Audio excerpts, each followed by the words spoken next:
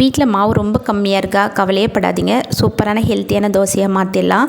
இதில் 5 கரண்டி அளவுக்கு மாவு இருக்குது. அதே கரண்டியில் ஒரு கரண்டி அளவுக்கு சிறுபருப்பு, ஒரு கரண்டி அளவுக்கு கடலைப்பருப்பு, ஒரு கரண்டி அளவுக்கு துவரம்பருப்பு, இது மூணுத்தையும் ஒன்றா சேர்த்துட்டு தண்ணி ஊற்றி நல்லா கழுவிட்டு ஊற வச்சுடுங்க.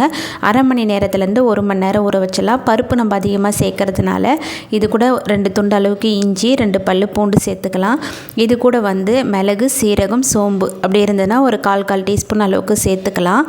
நான் வறுத்து பவுடர் பண்ணி வச்சுருக்கேன், அதை தான் சேர்க்க போகிறேன்றதுனால அப்படியே நல்லா நைஸாக அரைச்சிட்டு இது கூட அரைச்சி வச்சுருக்க பவுடர், அப்புறம் மஞ்சத்தூள், தேவையான அளவு உப்பு சேர்த்து நல்லா மிக்ஸ் பண்ணிடலாம்.